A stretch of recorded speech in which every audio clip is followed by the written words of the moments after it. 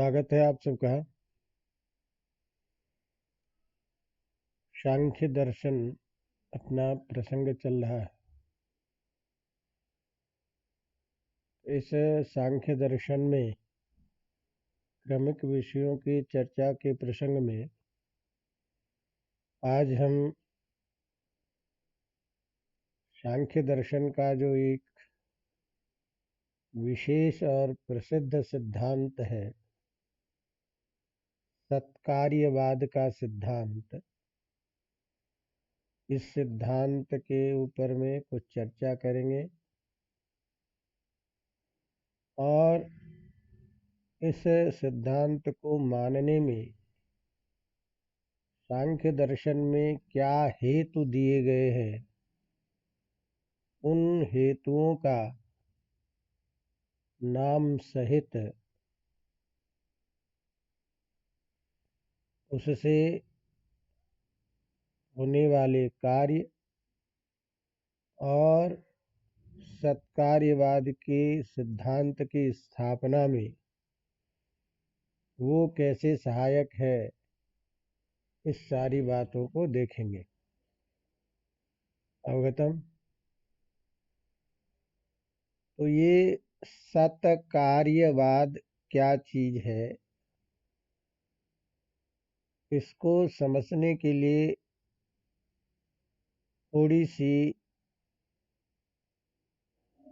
भूमिका के रूप में विषय वस्तु की जानकारी अपेक्षित है। उदाहरण के तौर पर जब हम सृष्टि की बात करते हैं या अन्य दर्शनों का इस संबंध में विचार देखते हैं, तो जैसे कि मान लीजिए वेदांत दर्शन है, उनका कहना है कि ब्रह्म सत्यम जगन मिथ्या, ब्रह्म ही सत्य है और ये सारा संसार, जितनी भी सृष्टि या सृष्टि में होने वाले पदार्थ हैं, सभी अनित्य है। तो जो सत्य है उनसे होने वाला कार्य जो है वो भी सत्य होना चाहिए। तो जो कारण सत्य है तो कार्य भी सत्य होना चाहिए। लेकिन उल्टा दिखाई दे रहा है, कारण तो सत्य और कार्य असत्य। तो ये जो है दोनों का स्वरूप भिन्न होने के कारण जैसा कारण है वैसा कार्य नहीं हो रहा है। माने कारणगत जो स्वरूप धर्म है वो कार्यगत स्वरूप धर्म नहीं होता है। तो इसका मतलब ये हुआ कि यह जो कार्य कारण है इसके स्वरूप में भिन्नता होती है। तो ये कोई जरूरी नहीं रहा कि कारण सत्य है तो कार्य भी सत्य रहेगा। इस तरह से ये असत कार्यवाद की श्रेणी में आ जाता है। इसी तरह से न्याय वैशेषिक बौद्ध दर्शन आदि के सिद्धांत में भी असत कार्यवाद को बताया गया है। असत कार्यवाद की बातें कही जाती है। तो न्याय बौद्ध आदि दर्शनों में इस बात को इस रूप में कहते हैं कि यदि मान लीजिए उत्पत्ति से पूर्व ही कार्य की सत्ता विद्यमान हो तो फिर उससे उत्पन्न होने की बातें क्या होगी, क्योंकि उत्पन्न तो हुआ नहीं, पहले से उसकी कार्य की सत्ता थी। तो जब पहले से कार्य की सत्ता थी तो उसकी उत्पत्ति कहाँ से होगी, क्योंकि सत्ता जिसकी पहले विद्यमान है, जिसका अस्तित्व पहले से है, फिर वो उत्पन्न कैसे होगा। इसलिए फिर उत्पत्ति होने का कोई प्रश्न ही नहीं होता है। उत्पत्ति तो वही उसी की होगी जो पहले नहीं है। तो यदि कार्य को भी कारण में, कार्य की सत्ता को कारण में पूर्व से मान लेते हैं, तो ये जो उत्पत्ति वाली जो चर्चा होती है, उत्पत्ति वाला जो प्रश्न होता है, ये प्रश्न ही ठीक नहीं है। क्यों कि फिर उस निमित्त का, उस कारण का प्रयोजन ही क्या रह जाएगा। जैसे मान लीजिए मिट्टी में घड़ा पहले से ही मौजूद है, तो फिर कुम्भकार को ये मेहनत करने की जरूरत क्यों पड़ेगी। तो इसका मतलब यह है कि मिट्टी में जो कार्य रूप घट है उसकी सत्ता नहीं है, जो कुंभकार एक कार्य को उत्पन्न करता है। तो इसका मतलब ये हुआ कि कारण में पूर्व से कार्य की सत्ता नहीं होती है, तभी वो उत्पन्न होगा। यदि हम कदाचित इस बात को इस रूप में कहें कि भाई मिट्टी और घड़े दोनों में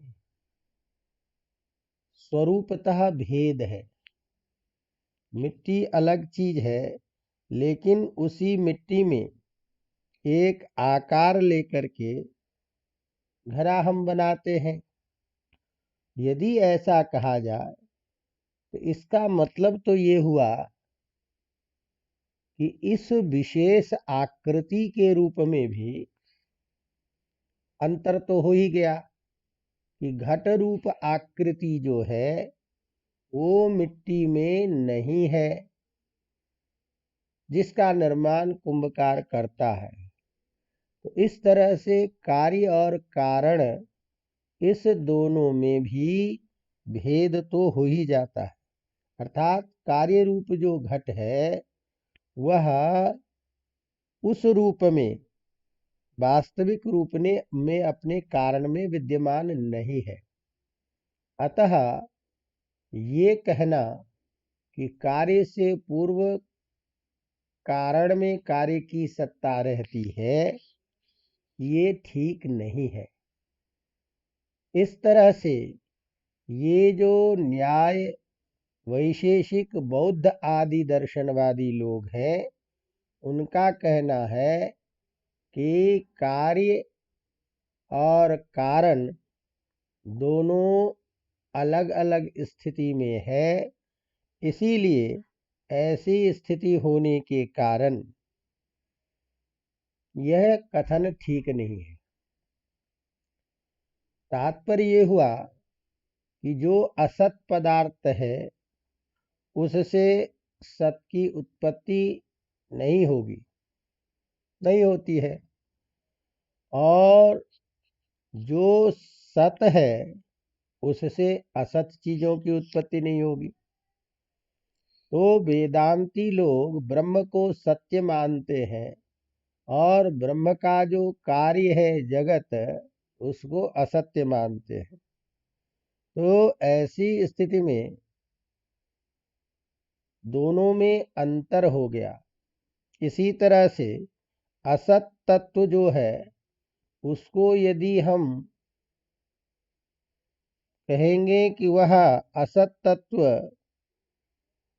उससे सत्य पदार्थ से विवर्त रूप में होता है, तो वह विवर्त रूप जो कार्य है उस स्वरूपतः कारण में विद्यमान नहीं है, तो ऐसा जो कार्य कारण भाव भेद है, अतः इस तरह से कोई जरूरी नहीं है कि जो कार्य सत हो तो कारण भी सत हो। तो ये जो सिद्धांत है, इन सिद्धांतों को सांख्य दर्शन वाले अपने प्रमाण के द्वारा सिद्ध करते हैं कि नहीं, कारण सत रहेगा तो कार्य भी सत रहेगा। यदि कारण असत है तो कार्य की भी सत्ता नहीं हो सकती। अतः आपको ऐसा सिद्धांत मानना पड़ेगा जो कार्य और कारण इन दोनों में इसके स्वरूप को एक मानना पड़ेगा। तो इस तरह से कार्य कारण दोनों को सत रूप में मानकर जो सिद्धांत कहा गया, कारण भी सत और कार्य भी सत, अर्थात कारण की सत्ता है तो कार्य की भी सत्ता आपको माननी पड़ेगी। यह जो सिद्धांत है, इसी सिद्धांत को सत्कार्यवाद सिद्धांत कहते हैं। अवगतम? तो सत्कार्यवाद सिद्धांत का मतलब ये हुआ कि कारण यदि सत है तभी कार्य की जो उत्पत्ति होगी उसकी भी सत्ता आपको सत स्वीकार करनी पड़ेगी। अवगतम? कारण के रहने पर ही कार्य की स्थिति होती है। यदि कारण असत है तो कार्य भी असत होगा। यह सिद्धांत मुख्यतया प्रतिपादित है। इसी सिद्धांत के पीछे क्या हेतु है, क्या ऐसे तर्क हैं, क्या ऐसे कारण हैं जिसके चलते हमें सत्कार्यवाद को स्वीकार करना पड़ता है, इस बात को अपनी कारिका के द्वारा सांख्य कारिका में ईश्वर कृष्ण ने इस चीज को बताया है। तो वो इसके प्रमाण में कहते हैं कि अशद कारणात उपादान ग्रहणात सर्वसंभवाभावात सक्तस्य शक्यकरणात कारण भावाच्च सत्कार्यम। ये सारे पंचम्यंत पद जो है ये हेतु दिए हैं, कारण है कि इन कारणों से ये स्वीकार करना पड़ेगा कि सत्कार्यम, कार्य और कारण दोनों सत होगा। कारण सत तो कार्य भी सत, कारण असत तो कार्य भी असत, तो दोनों ही स्थिति होगी। एक ही चीज ये ध्यान रखिएगा कि सत और असत से मूलतः समझने के लिए वस्तु की सत्ता का, अस्तित्व का बोध हम करना चाहते हैं। तो कारण में यदि अस्तित्व है तो कार्य का भी अस्तित्व, सत्ता उसकी स्वीकार करनी पड़ेगी। अवगतम? तो पहले हेतु के रूप में कह रहे हैं कि असत कारणात, मैंने कारण असत यदि है, कारण की सत्ता नहीं है, तो अर्थात कारण में वह गुण धर्म यदि नहीं है तो कार्य भी नहीं होगा। ये सामान्य रूप से उदाहरण से लोक व्यवहार में भी देखा जाता है कि वस्तुतः कारण में यदि कार्य अविद्यमान रहता है तो किसी भी प्रयत्न से उस कार्य का आविर्भाव नहीं होगा। जैसे तिल में यदि तेल है तो हम देखते हैं कि तिल से तेल की उत्पत्ति होती है। इसका मतलब ये हुआ कि तिल में तेल की सत्ता स्वीकार करते हैं, तिल में तेल का धर्म है, इसीलिए तिल से तेल की उत्पत्ति होती है। लेकिन रेत जो है, बालू जो कण है, उस बालू में तेल रूप कार्य विद्यमान नहीं है पूर्व में, कारण में।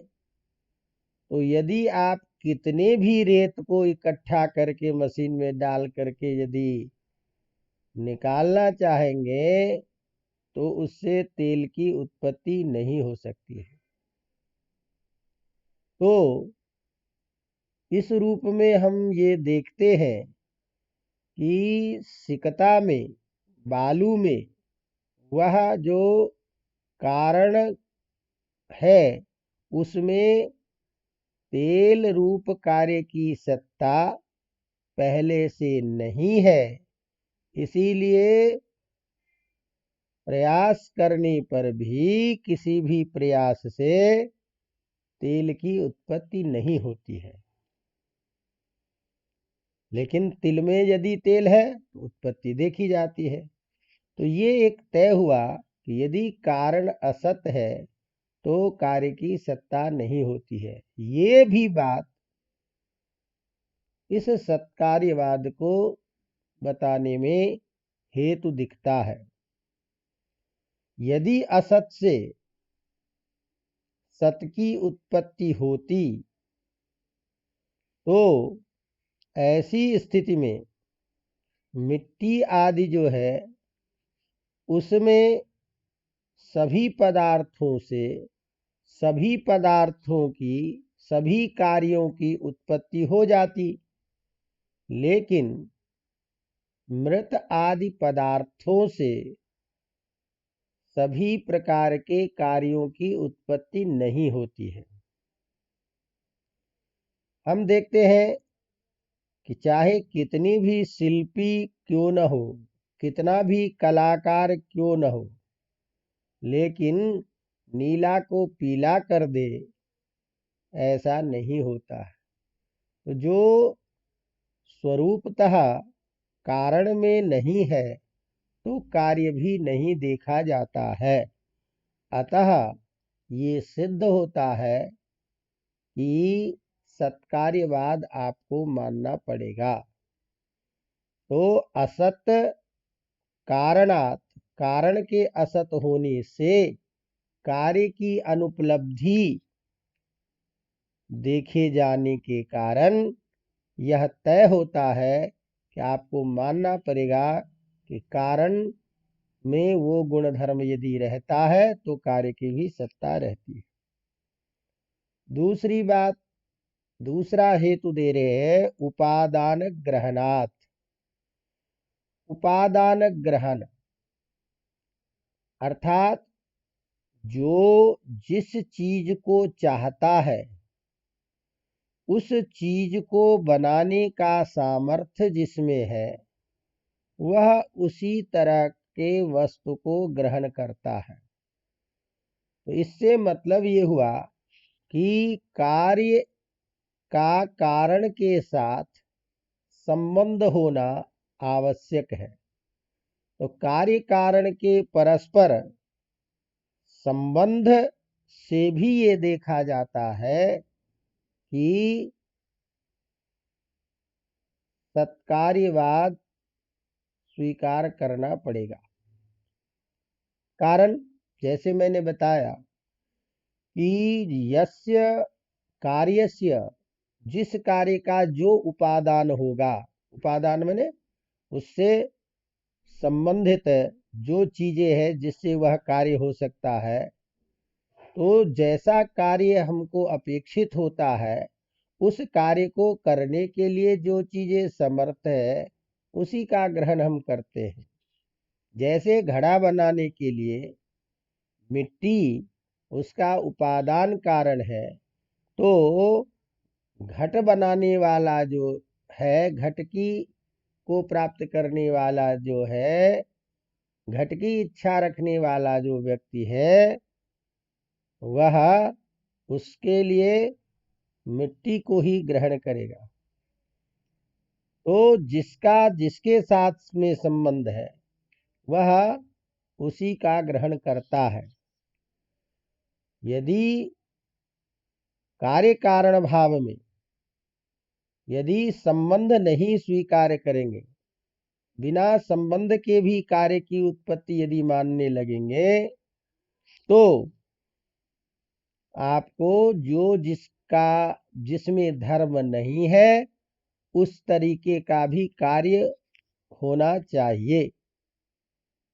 तो इसीलिए घट आदि कार्यों के लिए यद्यपि दंड चक्र इत्यादि सारी वस्तुएं हैं, लेकिन यदि मिट्टी नहीं है उसका उपादान कारण, तो कभी भी घट नहीं बन सकता है। अतः मिट्टी और घट के में जो दोनों में कार्य कारण संबंध है, इस संबंध को स्वीकार करना पड़ेगा।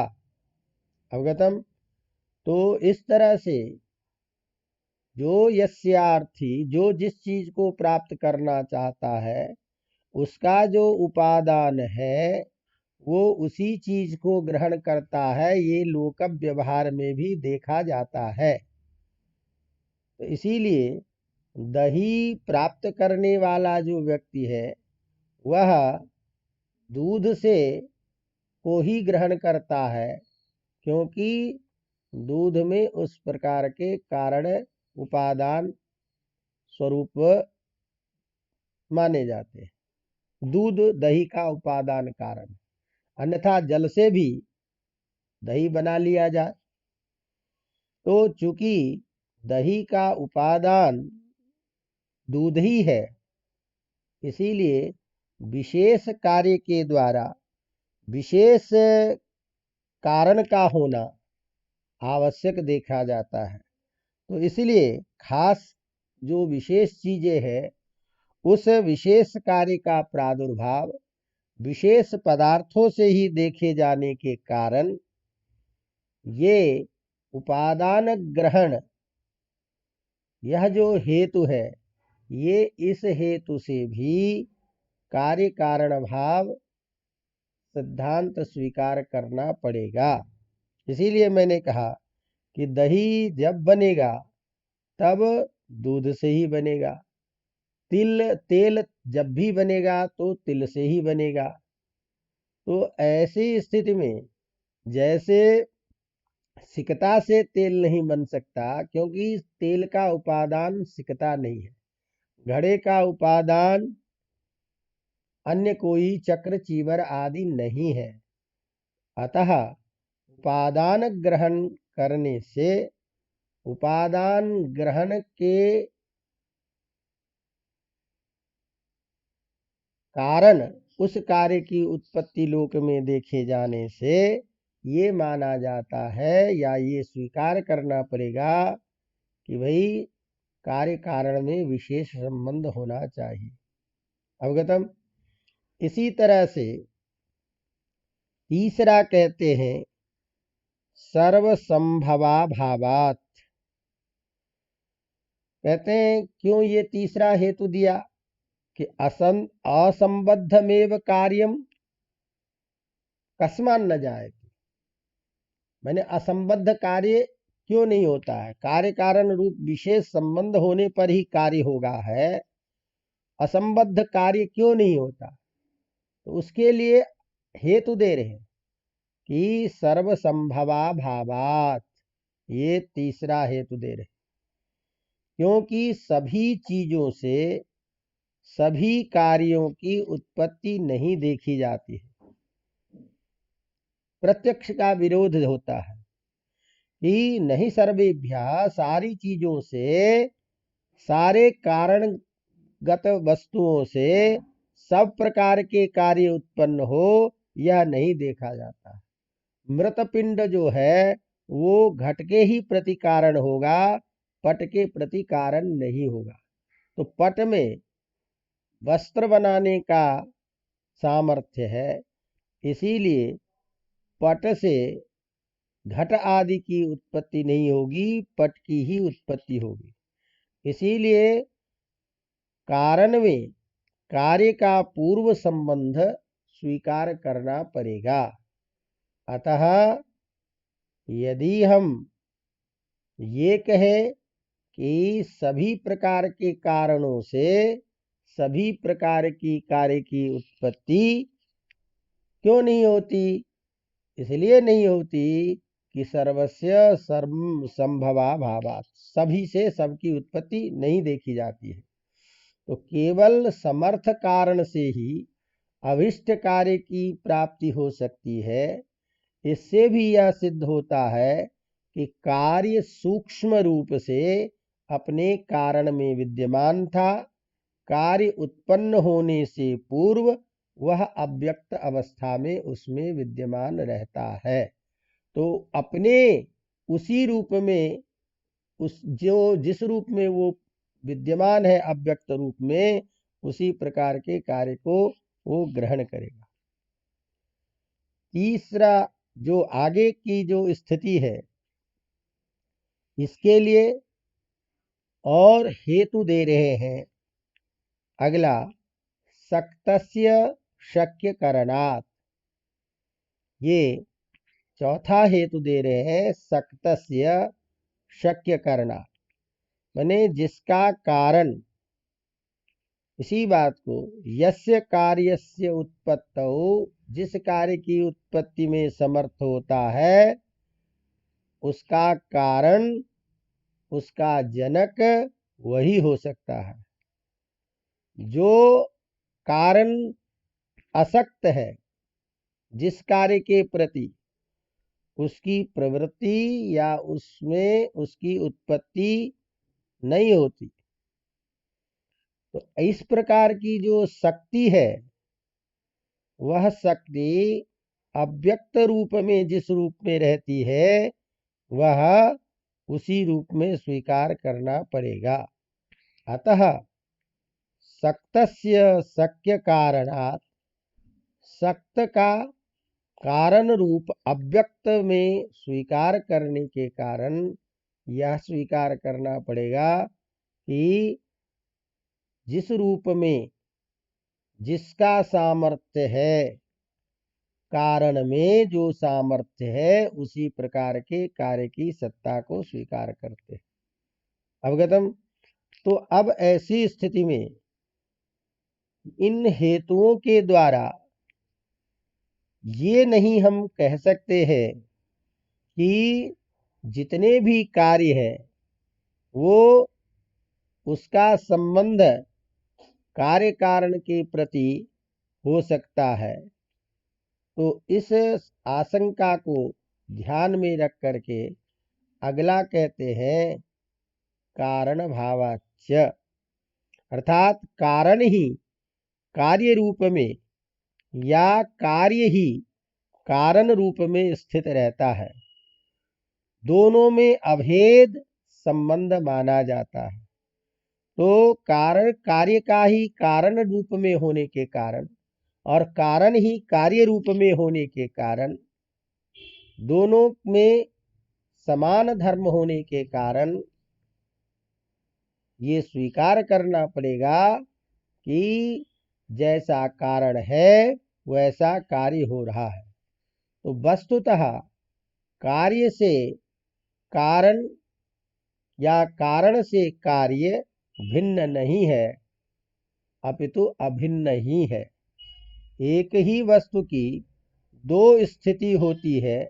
जब हम वो अव्यक्त रहता है उसको कारण के नाम से जानते हैं, और जब व्यक्त रूप में उपस्थित हो जाता है तो कार्य रूप में हम उसका व्यवहार करने लगते हैं। तो इस तरह से यदि सूक्ष्म दृष्टि से देखा जाए तो जैसे धागा कपड़े से अलग, वो कपड़ा धागे से कोई अलग चीज नहीं है। तो वस्त्र का जो कारण है धागा, वही कार्य के रूप में दिखाई दे रहा है, व्यक्त रूप में। अतः कार्य कारण दोनों एक ही स्वरूप के, एक ही चीज के परस्पर व्यक्त अव्यक्त रूप में कारण और कार्य के रूप में व्यवहार होता है। वस्तुतः मिट्टी का जो घड़ा है वह मिट्टी ही है, वह पत्थर की मूर्ति नहीं कहला सकती है। अतः अव्यक्त जो घट है वही व्यक्त रूप में घट के रूप से जाना जाता है, घट का व्यवहार किया जाता है, और अव्यक्त रूप में उसी को मिट्टी के रूप में हम बोलते हैं। तो इस तरह से इन सारे हेतुओं के कारण ये देखा जाता है कि कारण के विद्यमान रहने पर कार्य की सत्ता स्वीकार करनी पड़ेगी। अतः सांख्य शास्त्र की दृष्टि में सांख्य अपने सिद्धांत की स्थापना करता है कि किसी भी कार्य की स्थिति या कोई भी कार्य अपनी अभिव्यक्ति से पूर्व भी कारण में विद्यमान रहता है, ये स्वीकार करना पड़ेगा। और किसी भी कार्य का अपने सूक्ष्म रूप कारण में पूर्व से विद्यमान रहने की जो ये स्थिति है, इसी को हम सत्कार्यवाद के नाम से कहते हैं। तो इसी को कारिका के माध्यम से अशद कारणात् उपादान ग्रहणात् सर्वसंभवाभावात् शक्तस्य शक्यकरणात् कारण भावाच्च, ये 5 हेतु दे रहे हैं, जिन 5 हेतुओं के द्वारा सत्कार्यवाद की स्थापना होती है। अवगतम।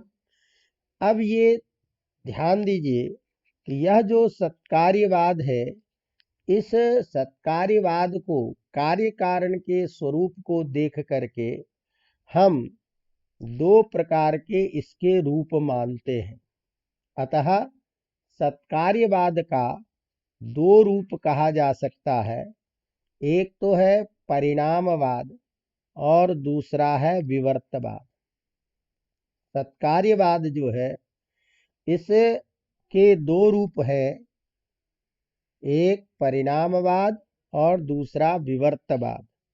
तो ये जो परिणामवाद है, इस परिणामवाद के अनुसार कार्य की उत्पत्ति का अर्थ है कारण का पूर्ण रूप से सही रूप में दूसरे रूप में रूपांतरित हो जाना।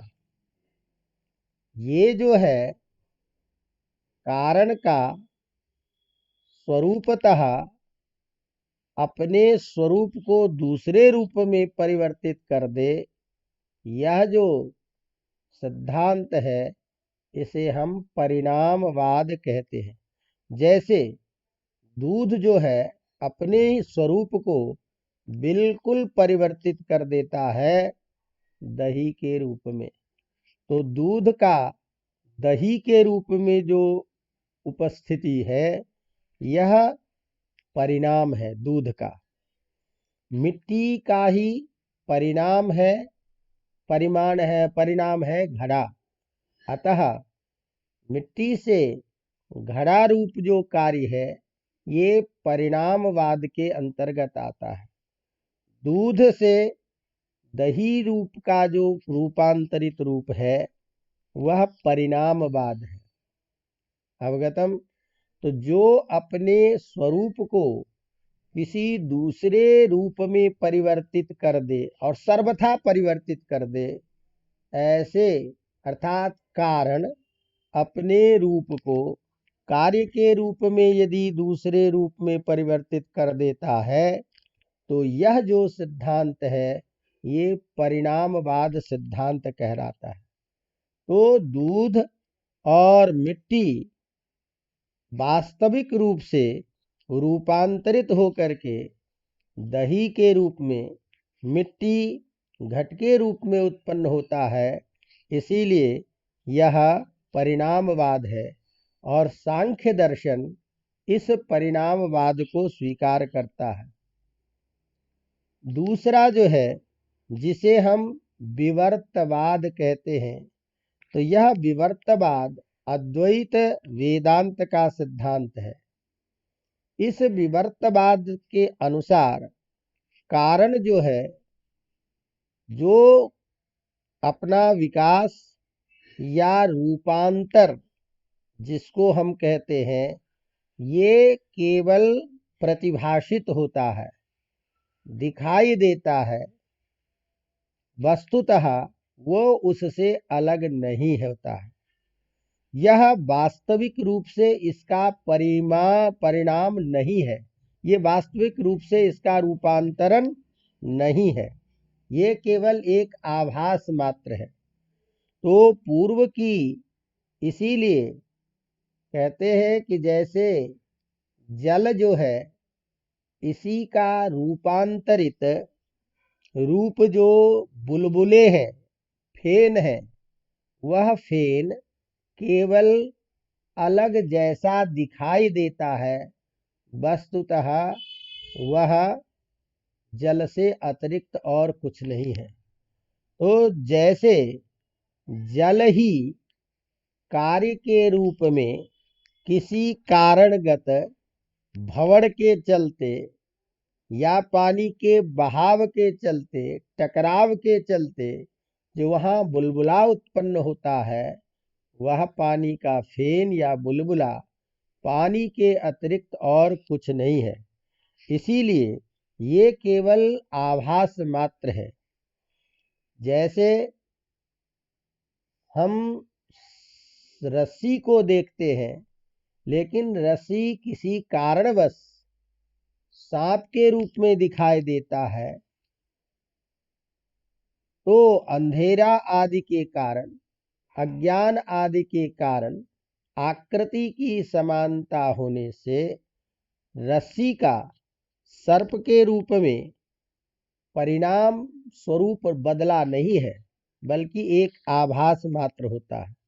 तो जब रस्सी को देखने से सांप का आभास होता है, तो रस्सी यथार्थतः सांप में परिणत नहीं होता है। रस्सी में केवल सांप की प्रतीति होती है, तो उसमें सांप की सत्ता कभी नहीं आ सकती है। अवगतम। तो इस तरह से केवल दूसरे रूप का आभास होना जो है, वही विवर्तवाद कहलाता है। इसीलिए ब्रह्म के अतिरिक्त ये जितने भी कार्य रूप जगत दिखाई दे रहे हैं, ये वस्तुतः कुछ है नहीं, ब्रह्म से अतिरिक्त सत्ता केवल एक आभास मात्र है। इसीलिए ब्रह्म का विवर्त यह जगत माना जाता है। ब्रह्म ही अपने स्वरूप को इस कार्य के रूप में जब परिणत करते हैं, तो वस्तुतः यह उससे अलग की कोई चीज नहीं है, केवल प्रतीति मात्र हो रही है, माया के कारण, अज्ञान के कारण। इसीलिए यह जो सिद्धांत है, जो केवल प्रतीति मात्र के द्वारा दूसरे रूप में बोध होता है, इसी को हम विवर्तवाद कहते हैं। तो इसी प्रकार के जो नाना प्रकार के विकार हमें परिलक्षित होते हैं, ये सारे के सारे जो है, ये भ्रम है, आभास मात्र है।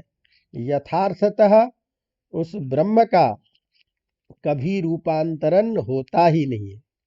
वह जैसा है, वह शाश्वत है, वह एक सा बना रहता है। फिर भी इस नाम रूपात्मक जगत के रूप में बदला हुआ सा हमें मालूम पड़ता है। अतः इस मत के अनुसार यह जो रूपांतरित रूप है, इसको हम विवर्तवाद के नाम से जानते हैं। तो यह जो कारण है वह कारण कार्य के रूप में प्रतिभाषित मात्र हो रहा है। यह जो सिद्धांत है यह विवर्तवाद के रूप में माना जाता है। और यदि कारण अपने स्वरूप को वास्तविक दूसरे कार्य के रूप में परिवर्तित कर देता है, यह जो सिद्धांत है यह परिणामवाद सिद्धांत कहलाता है। तो इस तरह से ये जो सत्कार्यवाद है ये दो रूप में है। तो सांख्य दर्शनवादी परिणामवादी है और वेदांत दर्शन विवर्तवादी है। दोनों में अंतर केवल इतना है। अब उस कार्य की सत्ता को देख करके वेदांत आदि दर्शन के द्वारा यह जो सिद्धांत है कि यह संसार या कार्य असत है, तो सत्कार्यवाद के आधार पर यह विरोध होता है कि भाई असत से सत पदार्थ, सत से असत की स्थिति कैसे होगी। इसीलिए यदि ये असत है तो कारण रूप में भी इसके असत्ता होनी चाहिए, और असत की प्रतीति होती नहीं है, असत का बोध होता नहीं है। फिर संसार का जो यह बोध है, प्रत्यक्ष जो देखा जा रहा है, तो यह परस्पर विरोध होने के कारण यह सिद्धांत ठीक नहीं है। तो इस तरह सांख्य दर्शन के आधार पर सत्कार्यवाद की स्थापना और उस सत्कार्यवाद के द्वारा परिणामवाद की सत्ता को स्वीकार किया जाता है। अवगतम। तो ये हमने सामान्य रूप से आपके इसके बारे में चर्चा की। अब इसी तरह से यह जो सांख्य दर्शन के 25 तत्वों में जो न विकृति न प्रकृति न प्रकृति न विकृति, ये जो स्वरूप वाला तत्व है जिसे हम पुरुष पदार्थ कहते हैं, जिसे आत्म तत्व कहते हैं, तो इस पुरुष के स्वरूप के विषय में, आत्मा के स्वरूप के विषय में सांख्य दर्शन का क्या मत है। इस सिद्धांत में आत्मा को अलग, एक ही या नित्य या अनेक क्या माने जाए, इस स्थिति में सांख्य दर्शन का क्या मत है। तो इसके लिए एक विशेष प्रश्न के रूप में, विशेष विषय के रूप में पुरुष का स्वरूप, पुरुष का अस्तित्व अर्थात आत्म विषयक सिद्धांत, पुरुष विषयक सिद्धांत उपस्थित होता है। अतः यह पुरुष का स्वरूप क्या है, इसके बारे में आपको परीक्षा की दृष्टि से समझना होगा। सामान्य पूर्व पीठिका के रूप में आप इसको यूं समझें कि सांख्य दर्शन का एक तत्व है प्रकृति और दूसरा तत्व है पुरुष आत्मा। आत्मा का स्वरूप इसलिए निर्विवाद है कि यह प्रत्यक्ष अनुभव में देखा जाता है। मैं हूं अथवा यह मेरा है, यह हम व्यवहार करते हैं। उदाहरण से थोड़ा सा समझिए कि मैं शब्द से आप किसको बताना चाहते हैं। मैं शब्द से ये जो हाथ है, ये जो शरीर है, क्या आप इसका बोध कर रहे हैं? तो इसका बोध आप कर ही नहीं सकते। आप क्या बोलते हो? मेरा हाथ है। तो हाथ के लिए मेरा हाथ है, ये मेरे पाँव है, ये मेरे नेत्र हैं। तो मेरा यह जो व्यवहार होता है वो दूसरी चीज के लिए होता है। ये पुस्तक अलग है तो अलग तत्व है, तो उसके लिए कहते हो कि ये मेरी पुस्तक है। इसका मतलब आप अलग है, पुस्तक अलग है। बिल्कुल ठीक इसी तरह से सोचिए कि ये मेरा हाथ है, इसका मतलब हाथ कोई अलग चीज है, और मैं शब्द के द्वारा बोध होने वाला जो है वो अलग है। अब आप इसको पूर्ण चीज में देखिए, ये मेरा शरीर है, तो ये मेरा शरीर है, ये जो व्यवहार हो रहा है इसका मतलब शरीर कोई चीज अलग है और मैं तत्व से जानने वाला ये कोई चीज अलग है। तो अतः इस शरीर के अतिरिक्त कोई और चीज है जिसको हम मैं के रूप में बोल रहे हैं, वही मैं तत्व आत्म पदार्थ है। जो आत्म पदार्थ इस उपाधि, इस शरीर से संबलित होता हुआ, संबलित होने के कारण मैं शब्द के द्वारा जाना जाता है। लेकिन यह प्रत्यक्ष सिद्ध है, अनुभव सिद्ध है कि मैं इस शरीर के लिए व्यवहार नहीं होता है। उपचार में हम व्यवहार कर लेते हैं लोक व्यवहार में, लेकिन मैं तत्व से कोई अलग पदार्थ है। अतः मैं हूं, यह मेरा है, ऐसा प्रत्येक व्यक्ति अनुभव करता है। मैं बोलता हूं, मैं अनुभव करता हूं। ये जो सहज अनुभव है, स्वाभाविक है, इसके लिए किसी अन्य प्रमाण की आवश्यकता नहीं है। सबको स्वतः अनुभव में आता है। तो कोई भी ऐसा व्यक्ति नहीं है जो इसके अस्तित्व, इस अस्तित्व को, इस तत्व को, इस सिद्धांत को अस्वीकार करता है।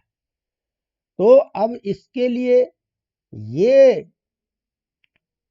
कहने की जरूरत पड़ गई कि इसका मतलब कोई न कोई ऐसा चेतन पदार्थ है जिसके कारण यह शरीर के विभिन्न अवयव संचालित होते हैं। इसीलिए सांख्य दर्शन का ये कहना है कि यह आत्मा या पुरुष स्वतः प्रकाश है और इसके अस्तित्व का खंडन नहीं किया जा सकता है। अवगतम? इस तरह से पुरुष नाम का कोई तत्व है, आत्मा नाम का कोई पदार्थ है, ये साक्षात सर्वजन अनुभव सिद्ध सिद्धांत है। इस सिद्धांत से ही पुरुष के अस्तित्व का बोध सबको होता है। अब ये जो आत्मा है, इसके संबंध में अलग अलग लोगों के, अलग अलग दर्शनवादियों, दर्शन मानने वालों का, अलग अलग दर्शन के सिद्धांतों को स्वीकार करने वाले विद्वानों का अलग अलग मत है।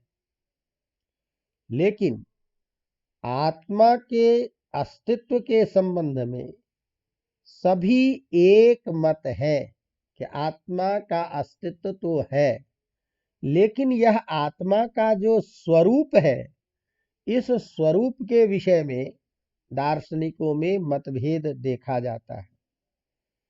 तो जो अंतर है वो आत्मा के स्वरूप में अंतर है दार्शनिकों के अनुसार।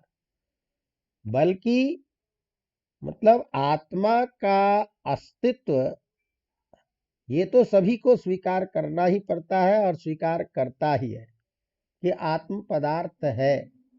लेकिन वह आत्म पदार्थ कैसा है, किसको हम आत्मा कहेंगे, आत्मा का स्वरूप जो है, उस विषय में अपने अपने अलग अलग तर्क सिद्धांत दिए जाते हैं। तो जैसे चार्वाक है या भौतिकवादी जो लोग हैं, वो लोग कह रहे हैं कि इस शरीर के अतिरिक्त और कोई आत्मा नहीं है। यही शरीर जो है यह स्वाभाविक चेतना युक्त है, अतः शरीर ही आत्मा है। तो शरीर को ही कुछ दार्शनिक लोग आत्म स्वरूप के रूप में जानते हैं, ऐसे भौतिक पदार्थों को मानने वाले जो लोग हैं। तो उनके आधार पर एक स्वाभाविक सिद्धांत है, स्वभाववाद कहते हैं कि शरीर में चेतना जो है इसका यह स्वभाव है, इसीलिए चेतनशील है। तस्मात् शरीर एवं आत्मा, ये शरीर ही आत्मा है। तो जब तक ये शरीर है तभी तक सब कुछ है। इसीलिए यावत जीवेत सुखम जीवेत, जब तक जी रहे हो सुख से जियो, आनंद पूर्वक जियो। भस्मीभूत से देह से पुनरागमनम कुतः, ये शरीर जिस दिन खत्म हो जाएगा उस दिन क्या बचेगा, और किसने देखा है स्वर्ग कैसा होता है या क्या होता है। ये सब सारे एक प्रपंच है, केवल पंडितों के द्वारा बनाए गए रास्ते हैं अपनी जीविका के लिए। तस्मात देह एवं आत्मा, ये देह ही शरीर ही आत्मा है, इसका संरक्षण करो, इसका आनंद। तो ये जो सिद्धांत है, जो भौतिकवादी भोगवादी सिद्धांत वाले शरीर को ही आत्मा मानते हैं, जबकि हमारे सारे वास्तविक रूप से में जो सिद्धांत स्वीकार करते हैं, यह शरीर नाशवान है। इसीलिए आत्म तत्व एक पृथक सत्ता है, जो अपने कर्म के आधार पर जीव विभिन्न प्रकार के शरीर को धारण करता है। अवगतम। तो इस तरह से कुछ लोग शरीर को ही आत्मा मानते हैं, कुछ लोग जो इंद्रिय है उसी को इंद्रियम वही, इंद्रिय को ही आत्मा कहते हैं। कुछ लोग प्राण को मानते हैं। कुछ बौद्ध मतावलंबी जो है, बौद्ध दर्शन वाले जो लोग हैं, वो विज्ञान का जो एक चेतना का जो प्रवाह है शरीर में, उस चेतना के प्रवाह को ही आत्मा का स्वरूप मानते हैं। न्याय वैशेषिक और प्रभाकर मीमांसक आदि जो लोग हैं, उनके अनुसार आत्मा एक चेतन द्रव्य है, जो विशेष अवस्थाओं में चैतन्य का आधार होता है। ये न्याय वैशेषिक और प्रभाकर मीमांसकों का मत है। भाट्ट मीमांसक जो है, उनका कहना है कि आत्मा एक चेतन पदार्थ है, जो किसी अंश में अज्ञान के कारण आवरण से आच्छादित होता है। इसीलिए अपने विषय में जो ज्ञान होता है वह उसको अधूरा और एकांगी रहता है। इसका मतलब आत्मा एक चेतन पदार्थ है, जो अज्ञानता के कारण अपने संपूर्ण स्वरूप को जानने में असमर्थ होता है। अद्वैत वेदांत का मत है कि भाई आत्मा एक शुद्ध चैतन्य है, और एक ही आत्मा सभी शरीर में भिन्न भिन्न शरीरों में अवस्थित रहता है। तो आत्मा एकः शुद्धः नित्यः चैतन्य स्वरूपः स्वप्रकाशः इत्यादि गुणों से युक्त यह शुद्ध बुद्ध मुक्त और नित्य आनंद रूप में रहता है। इसीलिए इसी आत्म तत्व को सच्चिदानंद के रूप में जानते हैं। सांख्य दर्शनवादी जो है, वह भी इस आत्म तत्व को नित्य चैतन्य के रूप में स्वीकार करते हैं। तो सांख्य दर्शन के अनुसार यह आत्मा जो पुरुष है, वह शरीर, इंद्रिय, मन, बुद्धि, इस सब से भिन्न अलग तत्व है। और यह आत्मा सांसारिक विषय नहीं है, जो आपके मस्तिष्क हैं, जो वायुमंडल का अनुभव है, इस सारी चीजों को आत्म तत्व के रूप में कहना ये अज्ञानता है। आत्मा सांख्य दर्शन के अनुसार आत्मा शुद्ध चैतन्य है, जो सर्वदा ज्ञाता के रूप में रहता है, कभी ज्ञान का विषय हो ही नहीं सकता। यह चैतन्य का आधारभूत द्रव्य नहीं, बल्कि स्वतः चैतन्य रूप है। चैतन्य इसका गुण नहीं है, बल्कि चैतन्य इसका स्वभाव है। तो सांख्य वेदांत की तरह आत्मा को आनंद के स्वरूप में नहीं मानता। कहते हैं आनंद और चैतन्य ये दोनों भिन्न भिन्न वस्तुएं हैं। अतः एक ही पदार्थ को उसे आनंद रूप भी मानना और चैतन्य रूप भी मानना ये ठीक नहीं है। तो सांख्य दर्शन के अनुसार यह जो आत्मा है, पुरुष है, वह केवल दृष्टा है, ये केवल साक्षी है।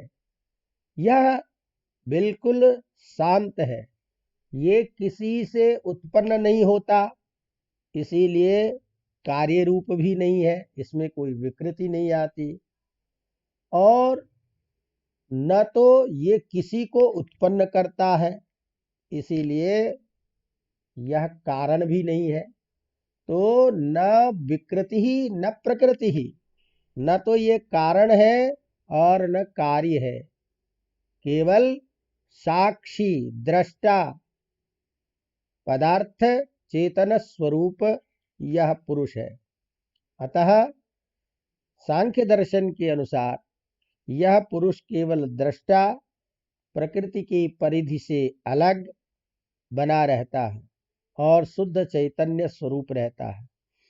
उसका ज्ञान स्वप्रकाश होने के कारण सर्वदा प्रकाशित होता रहता है। हाँ, एक चीज जरूर है कि ज्ञान के विषय बदलते रहते हैं, इसीलिए एक के बाद दूसरा विषय आता है, परंतु आत्मा की जो चैतन्य का जो प्रकाश है, वह हमेशा स्थिर रहता है। अतः वह बदलता नहीं। आत्मा निष्क्रिय है, इसमें कोई क्रिया भी नहीं होती, यह अविकारी होता है। तो इस तरह से सांख्य दर्शन के अनुसार आत्मा निष्क्रिय, अविकारी, चेतन स्वरूप वाला और साक्षी, स्वयंभू, नित्य और सर्वव्यापी सत्ता है, जो सभी प्रकार के राग और द्वेष से सर्वथा विमुक्त रहता है। ये जितने भी कर्म या परिणाम है, जितने भी सुख या दुख है, वे सभी प्रकृति के और उसके विकार जितने भी हैं, शरीर, बुद्धि, मन, ये सारे के सारे ये प्रकृति के धर्म हैं, ये पुरुष के धर्म नहीं है। इसीलिए पुरुष इन सारे धर्मों से विमुक्त होता हुआ वह शुद्ध चैतन्य के रूप में स्वयंभू, नित्य, अविकारी, स्थिर रहने वाला स्वतः प्रकाश रूप में वह रहता है। इसीलिए आत्मा को शरीर या इंद्रिय या मन बुद्धि इत्यादि के रूप में समझना यह एक भ्रांति है। तो जब व्यक्ति अज्ञान के कारण पुरुष को अपने शरीर या इंद्रिय अथवा मन बुद्धि के रूप में समझता है, तो उसे यह लगने लगता है वह कर्म या परिवर्तन के प्रवाह में पड़ करके अनेकों प्रकार के दुखों का वह आश्रय बन जाता है, दुखों को भोगता है। अतः सांख्य दर्शन के अनुसार आत्मा का अस्तित्व निर्विवाद अनुभव सिद्ध है। यह आत्म तत्व न प्रकृति न किसी का कारण है, न यह कार्य रूप है, यह स्वयंभू है, यह नित्य है, सर्वव्यापी है। इस प्रकार से इन सारे चेतन स्वभाव वाला है, इन सारी बातों को बताते हुए इसके स्वरूप को नित्य रूप में मानते हुए, स्थायी रूप में मानते हुए, प्रकृति विकृति से परे मानते हुए इसके अस्तित्व को स्वीकार किया जाता है। अतः अस्ति पुरुषः, यह पुरुष है, इसकी सत्ता स्वीकार की जाती है। अवगतम। तो इस तरह से जो प्रकृति अलग पदार्थ और द्वितीय पदार्थ के रूप में, द्वितीय तत्व के रूप में इस आत्म तत्व का स्वरूप माना जाता है। अब आत्म तत्व के सिद्धांत के बाद इसमें पुरुष बहुत्व अर्थात यह आत्म तत्व प्रत्येक शरीर में अलग अलग रहता है, इसीलिए ये एक नहीं है और अलग अलग रूप में, भिन्न भिन्न रूप में ये माना जाता है। इसीलिए आत्मा के अनेक स्वरूप माने जाते हैं। इस तरह पुरुष बहुत्व की सिद्धि सांख्य दर्शन का एक दूसरा सिद्धांत माना जाता है। अतः पुरुष बहुत्व की सिद्धि के लिए यह तत्व आपको अलग से करेंगे। तो हमने जो यह पुरुष की सत्ता को जो स्वीकार किया है, पुरुष के अस्तित्व को जो स्वीकार किया है, इसके बारे में यह वैदिक सिद्धांत को अनुगमन करता हुआ, जैसे भगवती श्रुति के माध्यम से भी यह सिद्ध है और अन्य हमारे जो दर्शन हैं उनसे भी स्वीकार किया जाता है। तो इसमें पुरुष के तत्व को सिद्ध करने के लिए हेतु देते हैं, जिससे पुरुष की अस्तित्व स्वीकार किया जाता है। तो इस अस्तित्व को सांख्य कारिका में कारिका के रूप में बताते हैं, जो क्रमशः 5 हेतु दे रहे हैं। इन 5 हेतुओं के द्वारा पुरुष का अस्तित्व स्वीकार किया जाता है। वो 5 अस्तित्व क्रमिक रूप में हमको समझना है, जिसका हमने संपूर्ण विवरण भूमिका के रूप में आपके सामने रखा, आत्मा के अस्तित्व और स्वरूप के बारे में। लेकिन सांख्य दर्शन के उन हेतुओं के द्वारा, हेतुओं को पढ़ना आवश्यक होगा, हेतुओं को ध्यान में रखना है, जिस हेतु के कारण पुरुष की सत्ता को, अस्तित्व को स्वीकार किया गया। तो उसके लिए कारिका लिखते हैं, संघात परार्थत्वात् त्रिगुणादि विपर्ययात् अधिष्ठानात् पुरुषो अस्ति भोक्तृभावात् कैवल्यार्थम प्रवृत्तिश्च। पुरुषः अस्ति, यह पुरुष है। ये पहले सिद्धांत दिया, पुरुष का अस्तित्व स्वीकार किया जाता है, पुरुष की सत्ता है। क्यों सत्ता है भाई, हेतु क्या है? तो कह रहे हैं संघात परार्थत्वात्।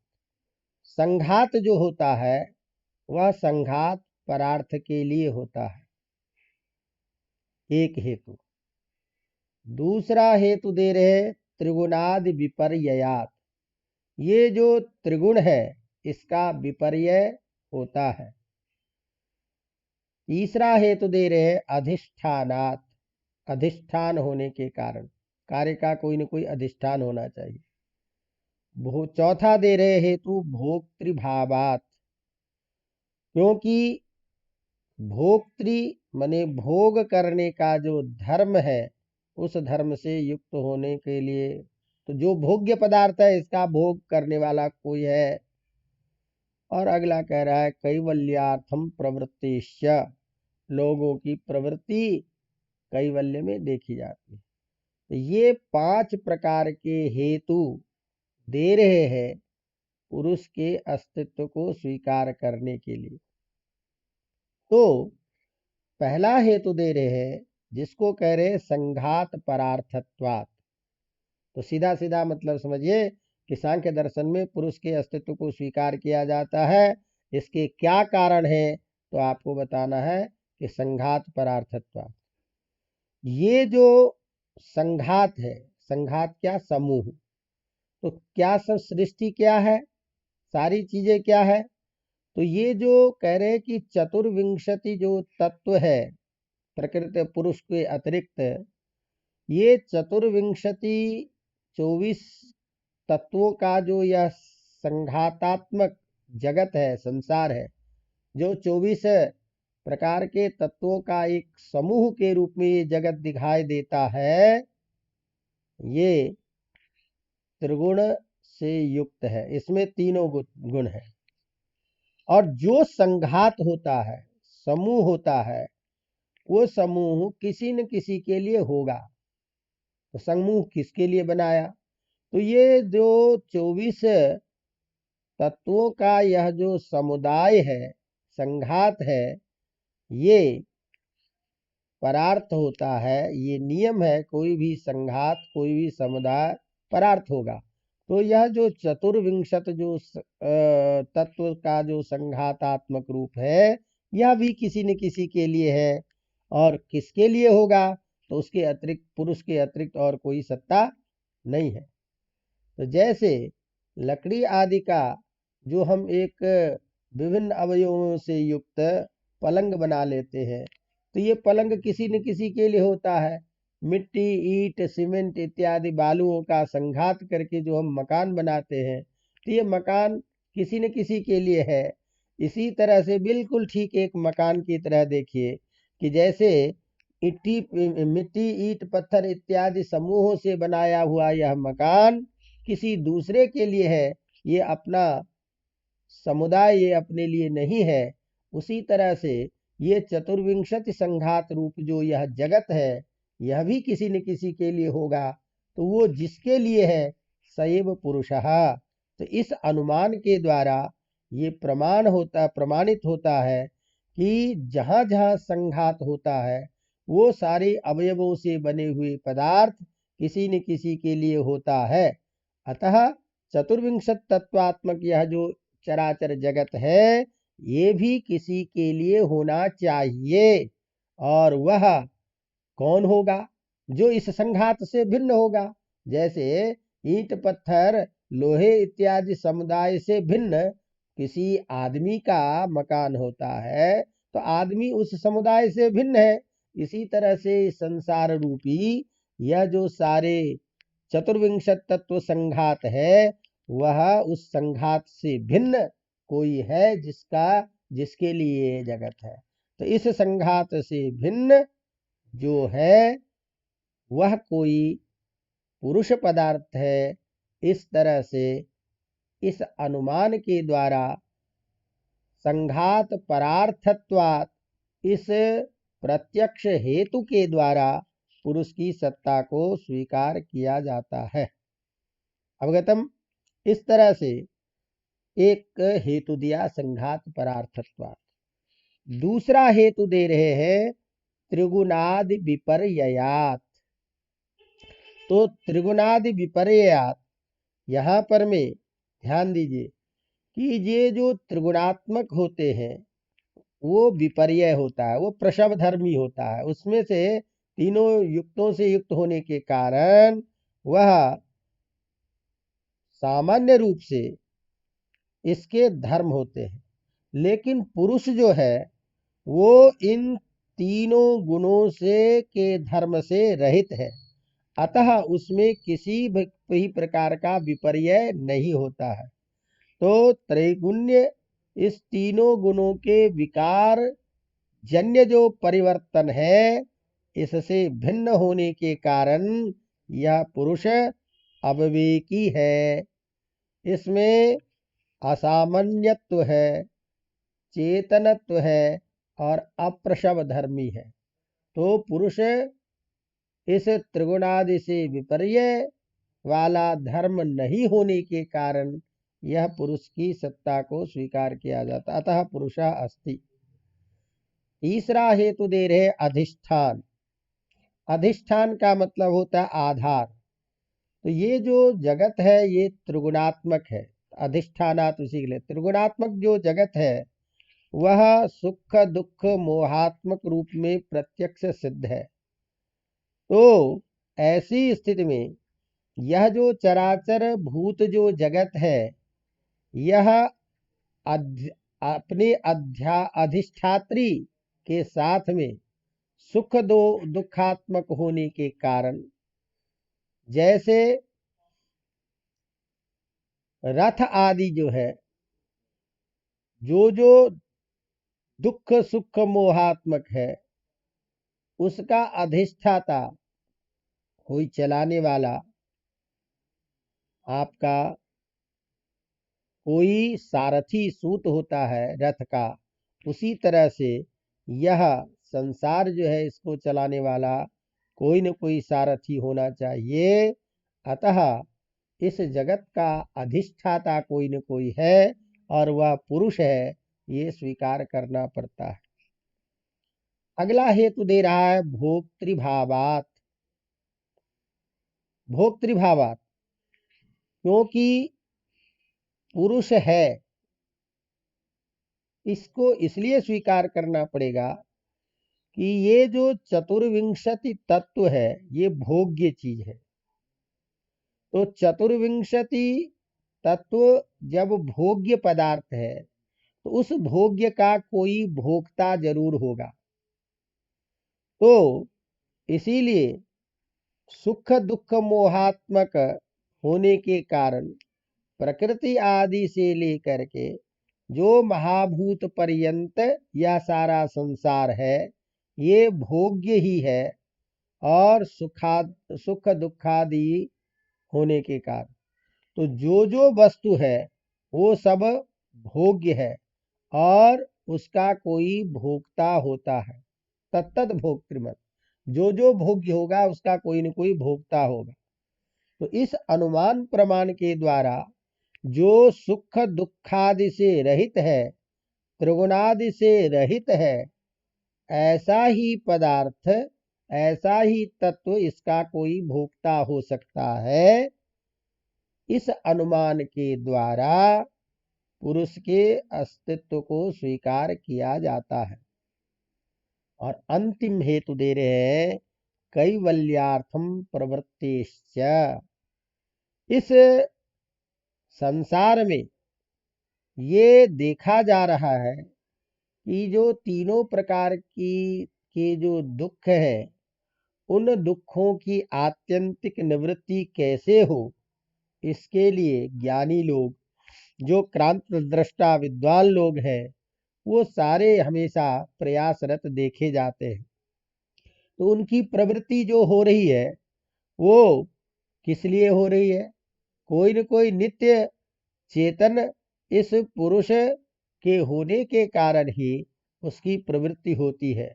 अतः लोगों के कैवल्य की जो प्रवृत्ति है जहाँ ये दुखादि से परे अनंत स्थिरता है, ज्ञानवान है, स्वप्रकाश रूप है, उस रूप को प्राप्त करना चाहता है। तो इस रूप को प्राप्त करने वाला कोई न कोई है जो इस सबसे परे है।